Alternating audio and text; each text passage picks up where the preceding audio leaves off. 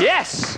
Hello and welcome to a very special show with a very special guest. Because what better way to celebrate this Halloween than with this special man? One dream, one soul, one prize, one goal, one golden glance. And what should be? It's a golden magic. One flash, all night, hey, we're so good. No more man can win this day. It's a golden magic.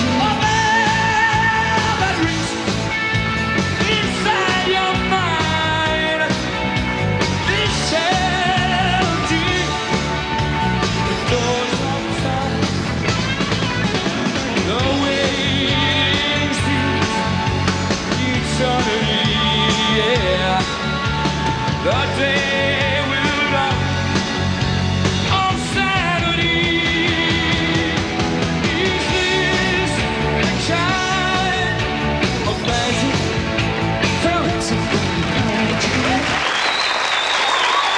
Here, making his first ever live British TV appearance, the greatest illusionist in the world, David Copperfield!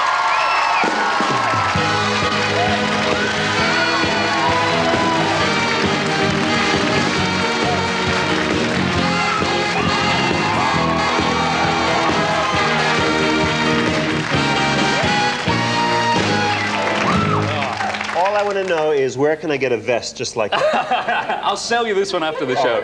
What I want to know, David, is have you been reading the papers today about Big Ben? Do you think this man's been interfering with our Big Ben? Have you been making it, you know? I take credit for anything you want to do. Now then, when did it all start? When did it all start? Were you one of the classic kids at school, you know, the comedian who cracks gags to get friends? You wanted to do a bit of magic or what? Yeah, I wasn't very funny though, so I ended up doing magic, and it was great. I did birthday parties. I was Divino, the boy magician, and I would do shows for the kids for $5 for a whole birthday party show. And I recently raised my price to $6. Hey. But it's a lot better now. And today, and also today, people at home, you will be able to take part in an illusion.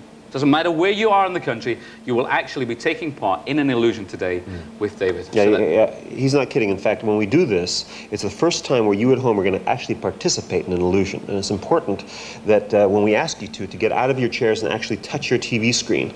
And if you do, you're going to experience something really, really incredible. Right. It's true. So that's all to come up. Now, one thing you don't know about, because I know your mum and dad are in the audience, and it's lovely to have your mum and dad with us in the audience today. Hello to David's mum and dad. Let's give them a welcome. Yes. And my mom was asking, my mom also wants one of those vests also. Now, you might not be so pleased with your mum in a moment, because she actually sent us over some of your early photographs. No. Yes, I'm afraid bad. because we have one of it. This is David as the ventriloquist. Oh. Hey.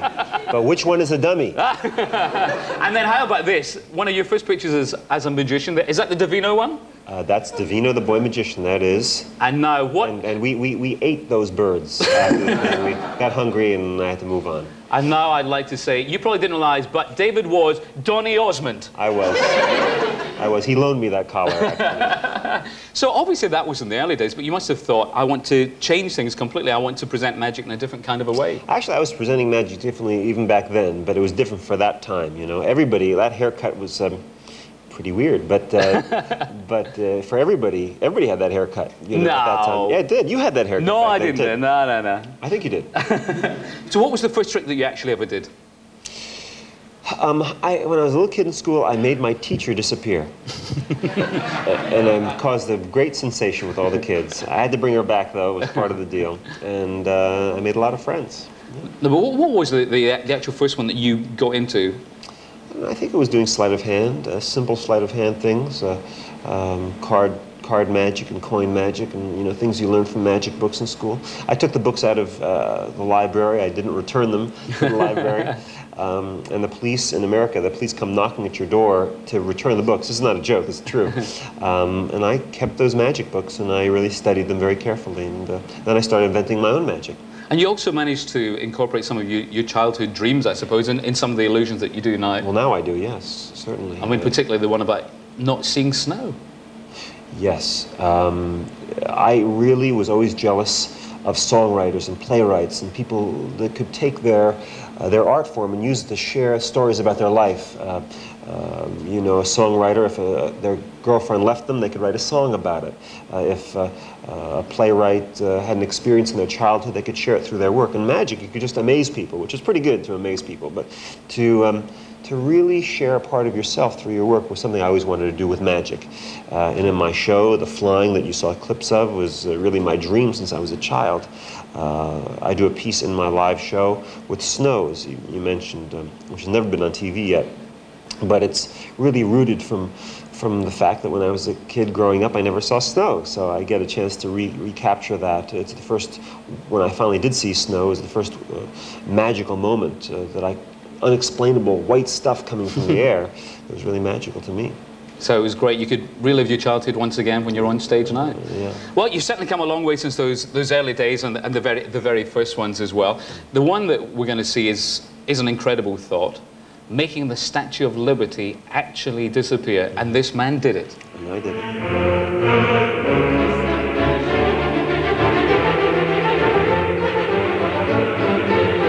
The Statue of Liberty, standing 305 feet high and weighing 450,000 pounds.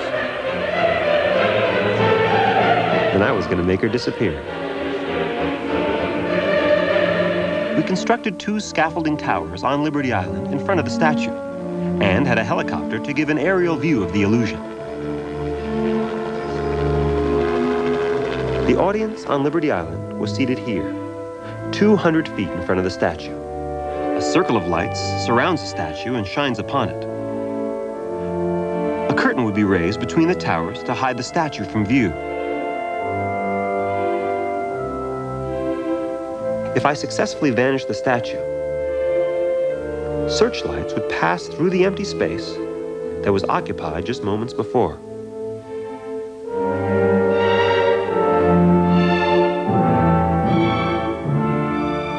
We even had radar to show the statue's position. In front of a live audience on Liberty Island, the disappearance of the Statue of Liberty.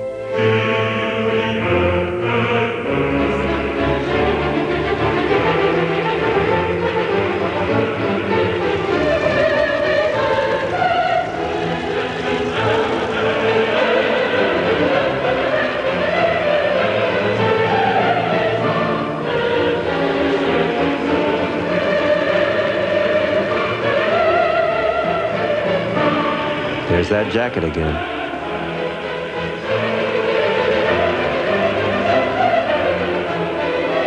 Right about now, I'm thinking, I hope this works.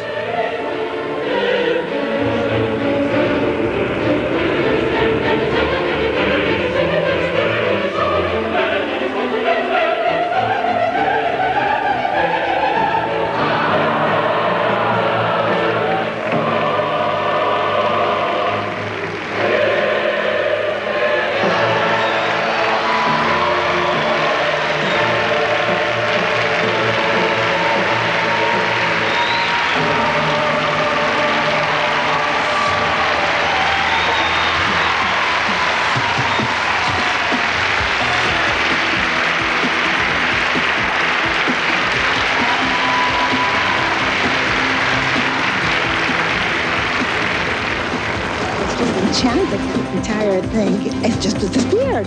What happened, where it gone to, I have no idea. No idea but where it it was went. fascinating to watch it. I tell you, if I was home watching on TV, I would be a little skeptical, but I was here and it was there and now it's not there. I don't know what happened.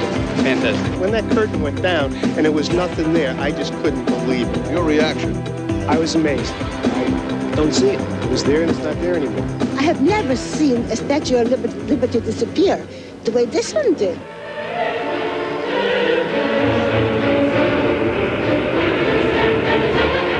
And as the audience watched, I brought her back.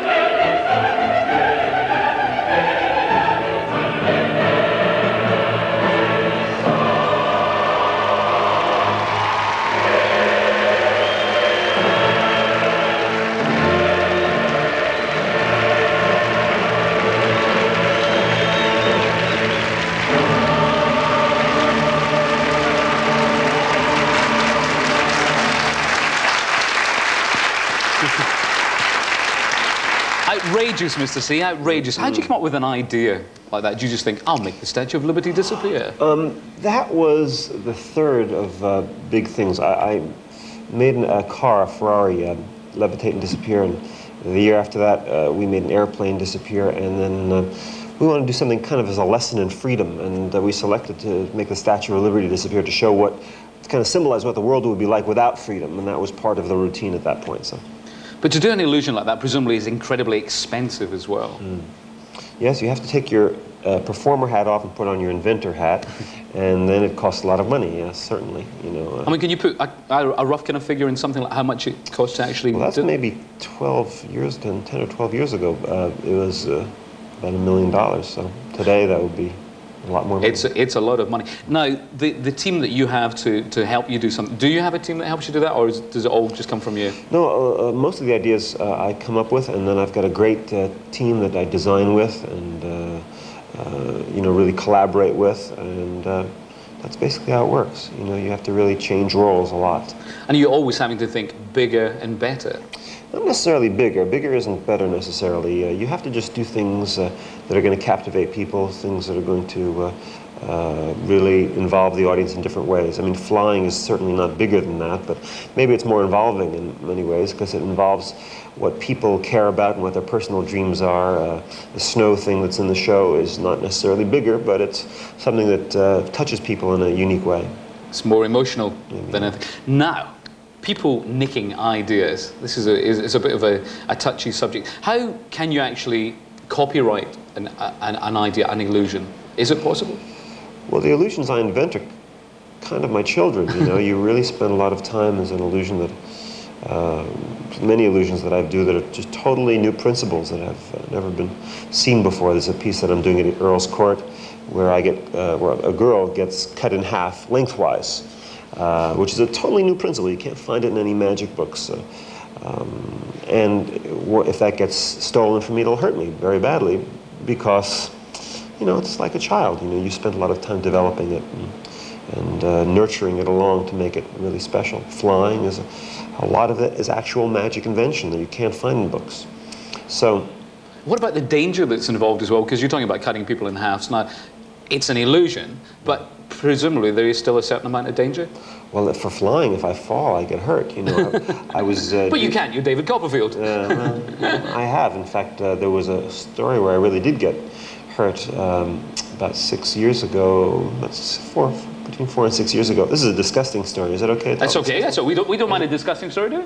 No. This is really gross out. I was on stage in New Jersey doing a rope trick, you know, where you cut the rope. And the scissors were very sharp, and I wasn't looking at what I was doing, and I cut the tip of my finger off. And the tip of my finger was sitting on top of the scissors in my hand. And there's blood spurting everywhere. And I looked at the audience. It was really gross. And I looked at the audience and I said, "Ladies and gentlemen, I think I cut my finger off." And they started to applaud. They thought it was part of the show. How come the band's laughing more than anything else? They like gross stories. They like gross stories. And, well, they rushed me to the hospital. I took the tip, and they sewed the tip of my finger back on my finger. They had a plastic surgeon do it. In fact, Mike Tyson's cut man, his plastic surgeon, sewed my finger back on. And it just grown back. It's more miraculous than any illusion. But, you know, I've gone over Niagara Falls on a raft.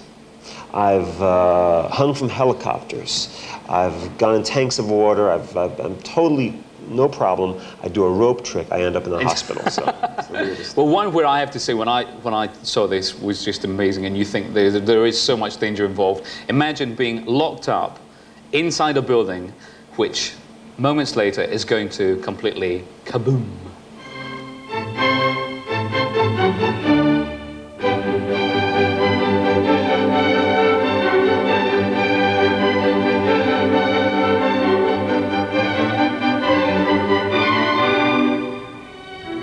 In a few hours, the same thing will be happening. To that building behind me.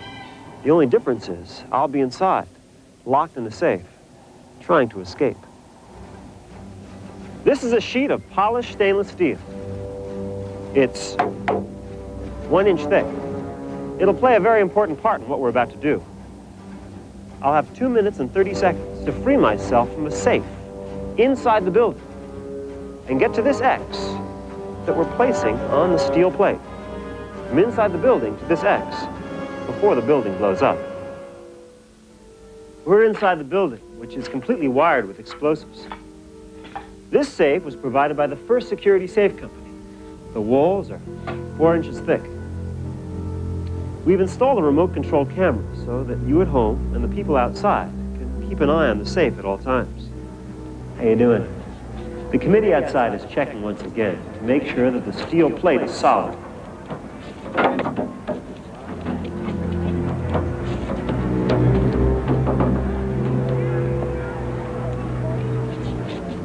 And that the X is in place. This timer controls the detonation of the explosives. It'll count down 2 minutes and 30 seconds, and then, you know what? These officers are here to ensure that everything is on the up and up. Gentlemen, you examined the safe? Yes, we have. And you searched me thoroughly? Yes, we did. Thank you very much. Just keep in mind that our television audience and our live audience are seeing the exact same thing. You at home will see what the people are seeing right here. We'll simultaneously show our remote-controlled camera outside the safe and our handheld camera, so you'll see everything. Gentlemen?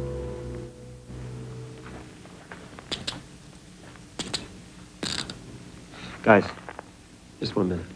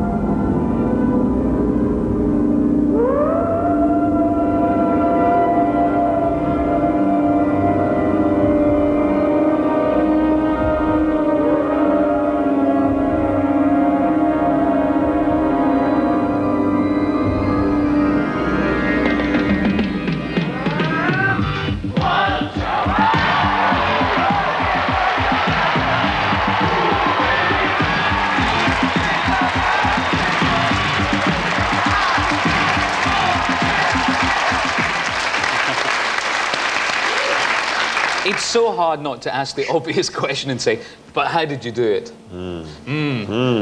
He said, I know one or two members of the audience, they've got a question. Put your hand, if you've got a question here for Dave. We'll start down at the front. Gentleman there in the black and white top. Yeah, have you ever been, oh God, We'll move on. The man's got, so it's live, we're live. It's okay, have you ever been nervous asking a question? Yes. I get nervous asking questions all the time, and I don't know what to say. Okay, seems very It's a normal reaction. Anyone else? Another question? Yes, lady at the front. Inspiration to go into magic?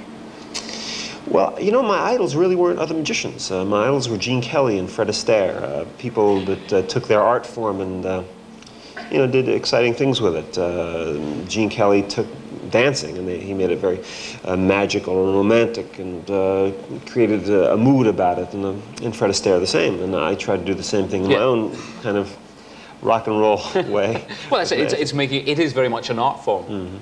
Any more questions? Any more questions? Yes, gentleman at the back there. Yes. Yes, the one. Yep. You, sir? How did you arrive at the stage name of David Copperfield? Was it your original family name? No, it's not. My name is David Kotkin. My parents are the Kotkins. I like the way you say David Copperfield. I like that very much. I think you're saying it the proper way. I'm the one that screws it up all the time. No, I just like the sound of the name from the book. And, you know, in America, we're forced to read David Copperfield as children in school, no, it wasn't from any other reason that it sounded good. Slightly better than the great Davino as well, yes, isn't it? Yes, maybe. Bit of an improvement. One more. Yes, gentleman beside that man. Yes. Where did the ideas for your illusions come from? From everywhere. A lot of them are suggestions. I walked through the Great Wall of China once. So that was a suggestion of a friend of mine. This young lady, this girl, that said, if you're going to walk through walls, why not walk through the Great Wall of China? And I think she was joking, but I took her seriously, and we went there and did it. But it was an exciting trip, and you know, a lot of ideas come from people, from my dreams, from a song that I may hear, a movie I might see, you know, everything. It just sounds incredibly hard to do something which, you know, we are normal people. We know that it is an illusion, but to do something on that scale is just, it's frightening. Yes, it is. It is, right. We'll take one more. Yes, gentleman at the back, you've been trying hard to get in, yes. Hi. Out of all the illusions that you've ever performed, what was your favourite and why? I would say that flying is my favorite, only because it's really a very personal one. It's one that a lot of people relate to. I think when I was doing research for it, I interviewed people to find out if their dream of flying was like my dream of flying, how they held their body, how they pushed against the air. And luckily, their dream was shared by me, you know, the same kind of visualization. So what I do on stage relates to what a lot of people feel. And you always wanted to do that, though, as a kid? I mean, I've heard stories that you jumped off things thinking that you might fly when you were a kid. Is that true? I was a stupid kid. But he can fly now. I want to ask you, though, about Project Magic. I know this is something quite dear to your heart. What exactly is Project Magic? Well, Project Magic is a program that uses magic as a form of therapy for people with disabilities, where magicians go into hospitals and teach magic to patients with the doctors and therapists. They teach the patients magic to help the patients regain their dexterity and their coordination by learning sleight of hand, in addition to boosting the patient's self-esteem by giving them a skill that an able-bodied person doesn't even have. And it's been going on for about 12 years now, and we're in over 1,000 hospitals in 30 countries around the world. So how do you find the time to keep it all going? Oh, well, I do. There's a group in Kansas City that runs it for the organization, and they send out information to hospitals and interested people all around the world. You know, the whole idea, I don't know if you can get a tight shot of my hand here. Yeah. You'll see there's a rubber band here around these two fingers, and this rubber band kind of locks it on like that. So you know it's around, you know, those two fingers right there. But if you watch, it can jump like that, even though it's trapped on. Now that kind of thing is a very simple piece of magic, but it can force a person to open and close their hand, to motivate a patient to open and close their hand. Look, watch closely again. The patient, it's around these two fingers here, but it'll jump like that. That's kind of a grasp and release exercise, but with a magical result. So that kind of thing really motivates the patient in the therapy. And it's having a very good success rate. Yeah, so really good. Dollar bills. We've got dollar bills here. Well, this is something you can try. Take this. Right. This is kind of helps people's memory and planning and coordination and so forth. You can try this at home. This is not what we were talking about before, where you actually touch your TV screen. This is something that's part of Project Magic, where you take a bill and you fold it in half like this, and you fold it in thirds like this. And you take a paper clip and put it here, and a rubber band and put it here, and another paper clip clipping this like this. And Ross, how I've given up. I've given up. I'll tell you what, we'll get rid of this, yep. and you'll oh, one we made earlier, yes. Yes, okay.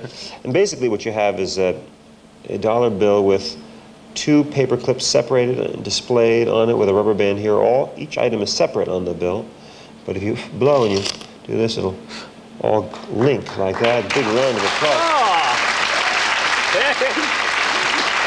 But this kind of simple magic really motivates memory and planning, fine motor coordination, many different things. Now, in the early days, you weren't particularly interested in the history of magic, but I know that you are now, because I've been fortunate enough to be out there at your secret location, is probably the best way to describe it, isn't it? Because I'm not giving any more away, and actually see the museum that you have there. I mean, why did you start a museum? I kind of rescued this collection of magic. Oh, it was great. You're showing some of the things. It's great posters from the history of magic, automatons, mechanical objects, and Houdini's baby shoe, his magic wand, things from England, Maskelyne and Devant, Egyptian Hall, great magicians from England. All are housed in this museum of magic, and I kind of, it was all going to be auctioned off to, and I wanted to keep it all together, and it's a really great collection and museum for. Well, I have to be honest and say I did feel very privileged to see it, because not an awful lot of people get to see it. Why not? Why don't you open it? Because it is amazing. Yeah, it's people that care about magic can see it. It's not for curiosity seekers, it's just trying to find secrets out, not trying to expose magic. But if people have an interest in the history of magic or scholars in magic, it's open to them. And eventually we'll take, the Magic Circle here, which is a great organization of magicians here. You should be very proud of it. They have a great museum of magic too, and we'll be sharing exhibits back and forth. So people here in England will be able to see some of my treasures and vice versa. Great. Now, we've got to ask you, Claudia. Who? Yeah, blonde girl, very attractive. Oh, You've been seen in a company once or twice. So come on, are we going to set a date? Are we going to get a wedding soon? Well, yeah, someday, So in the when you both future. find the time. Yeah, we both love our careers very much, but we've been having a great time. I was just with her last night in her hometown, and we just flew here this morning to be with you. Oh, how kind of you. Isn't that nice? Left Claudia Schiffer for me, eh? It is a story for the papers now. Yeah, they'll twist that one around. Well, actually, talking to the papers, I mean, let's be honest. I mean, the other week, there you are. You're getting your star on the Hollywood Walk of Fame. You're being knighted in France by the government there. You're getting your dummy then in Madame Tussauds. I mean, you're getting stand-ups all the time in all your shows. But the press have really gone for you in a big way. I mean, what's the problem? I guess they want to treat me like royalty. I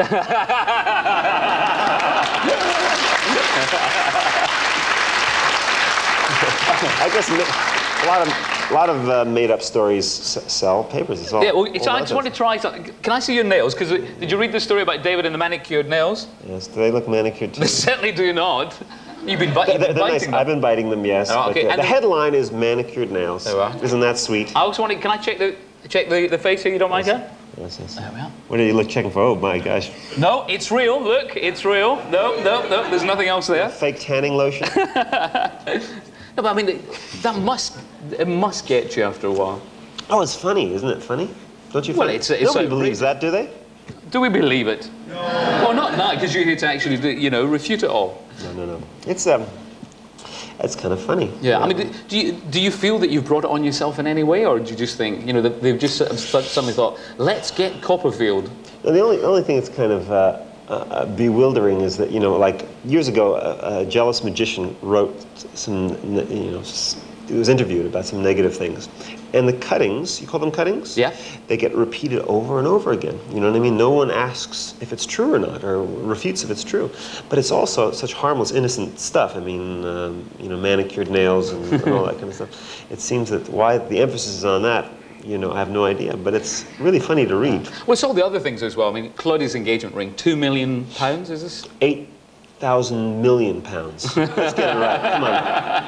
And quote me on that. And she wears it all the time. She wears it all the time. Even yes. while she's doing the washing up? When she's doing the washing up and when she cleans her ears. She wears Claudia cleans her ears with a 2 million pound... We're setting them all up today. Yes. It's all true. Believe everything you read in the tabloids.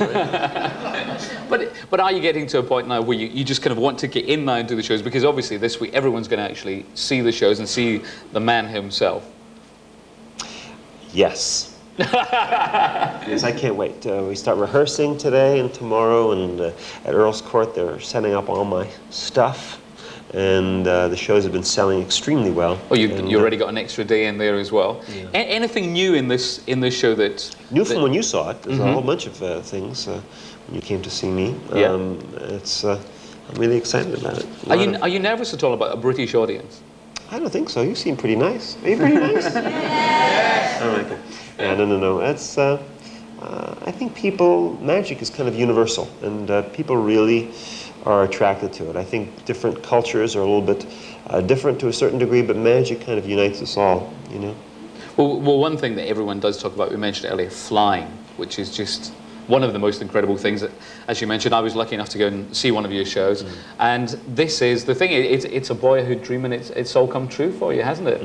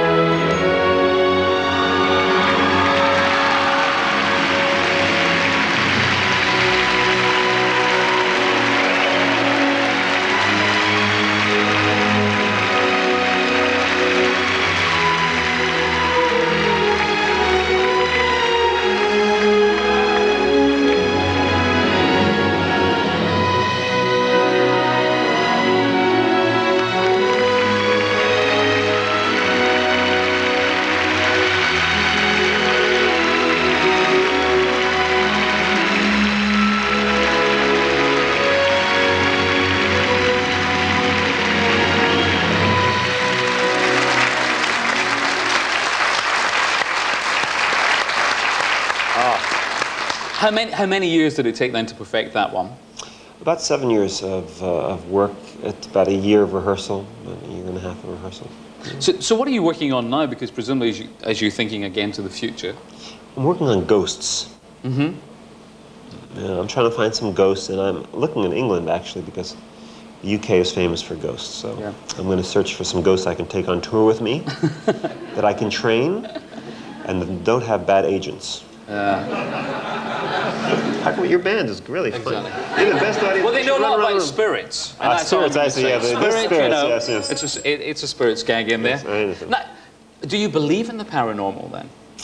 You know something? I believe in little bits of it. I'm asked a lot about that because people think I should know about it, and I haven't seen anything for real. You know, a real guy that could bend spoons, or real. What about Uri Geller then? What about him? Well, what would you say? How would you describe Uri Geller? Good magician. Good magician. Not bad. So he was. I don't mean the word horribly, but he was a fake then. I wouldn't say it. Do you call me a fake? No. But you say you're an illusionist. He said he did it for real. I think he's a real good magician. Right. Sums him up. Yeah. Sums up. So what is going to be next then, apart from ghosts? Any more big? Big ghosts are big. Big ghosts. Big ghosts. When I do ghosts, I do ghosts. Why do you tour so much? That's what I want to know. Because I mean, you've got everything. You know, you've got the money. You've got the money. You know, you've got the girl now as well. You've got a wonderful reputation the world over. You sell out shows, but still you tour. I got that fake tanning lotion. Now, you got that as well. The nails need to be worked on, I would say. But everything else, though. So why do you tour so much? Why do you work so hard? I like it. I mean, I like this. I enjoy the audience. I like the experience of coming up with new magic and doing it in front of audiences and having them hate it for a while and start to like it and, you know, develop it to make it good. I like that process very, very much. And so that's why I do it. You never get to a point where you think, I just like to take some time off and just be a regular guy? I do take time off, and I do ride roller coasters. I do sit on, you know, deserted islands, and I do go to amusement parks and go to films, and, you know, you create normalcy in your life, and those times I do enjoy, you know. I like to go bowling, you know. But the majority of the time I enjoy my work very much. I'm one of those lucky people that found what they really love to do. Well, this is a moment that I've been looking forward to. People at home as well. The audience here, you can do this as well. But David, do you want to explain exactly what we're going to do? Where's my camera? Yes, there we are, camera one. Oh, yeah. Okay, here's what you got to do. First of all, I want you to choose someone in the room to participate, if there's a lot of you in the room. And get up out of your chairs and come right next to the TV set. Come on, get out of your chairs and... Yes, right. Come right up here and touch my finger. Come on, touch my finger right there. Are you touching it? That's not the trick. But stay where you are, because in a minute I'm going to ask you to touch your TV screen, and you're not going to believe what you're going to... And follow my instructions exactly. You're not going to believe what's going to happen. It's going to actually happen to you right at home. Okay, so that says we're all set? Stay close to your TV set. Okay, ladies and gentlemen, boys and girls at home, you are now set. All you have to do is obey everything that David says. Here's the idea. Tonight you're going to put your finger here and fly from place to place around the circle. And I'm going to find you. The amazing thing is, even though you're at home and I'm here, I'll know exactly where you are. There are many places to fly to. A star, the clouds, a moon, and so on. Now, I want you to think of a secret number between 5 and 15. Any number between 5 and 15. It's your choice. I have no idea what number you're thinking of. In a moment, you're going to move your finger the same number of times as your secret number. For example, if your secret number was 9, you'd move 9 times. 1, 2, 3, 4, 5, 6, 7, 8, 9, bringing you to the island. If it were 6, 1, 2, 3, 4, 5, 6. There are a lot of possibilities. This is your last chance to participate, so come real close to your TV so you can touch it. Stand over here so everyone can see. Right now, put your finger here and get ready to move the amount equal to your secret number. Move as I count. Ready? 1, 2, 3, 4, 5, and so on. When you reach your secret number, stop and keep your finger there. Good. Now get ready to move in the other direction. The same number you just moved, the amount equivalent to your secret number. Move in this direction as I count. Ready? 1, 2, 3, 4, 5, so on. When you finish, leave your finger on the final place you've touched. Now I know that you're not in the rainbow, so I'll take it away. And I know you're not in the castle, so I'll remove it. And I know you're not in the mountains, so I'll take that away. And I know you're not in the pyramids either, so I'll remove them too. In a moment, I'll ask you to move 4 times, either in this direction or that direction, whichever direction you want. Move 4 times. Ready? 1, 2, 3, 4. And keep your finger there. Now, I know you're not in the Eiffel Tower, and I know you're not in the clouds, and I know you're not in the city either. Keep your finger touching the screen. I'm going to take this arrow and put it right here. Remember, you chose your own secret number, and you flew at random around the screen. But believe it or not, even though you're at home and I'm here, I'm going to find you. Keep touching and watch.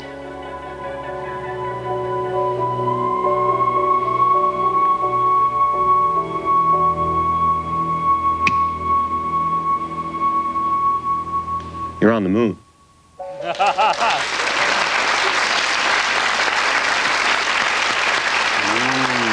Yes. And I got a haircut, too. And it's incredible. It's brilliant. The audience were doing it as well. I was doing it as well. So, of course, sellout week, Earl's Court coming up. Looking forward to it. We've opened up some new areas of the seating in the Earl's Court, so there's some tickets available now. It's going to be real exciting. Right, and you're going to get a chance to chill out a bit in London as well? I am.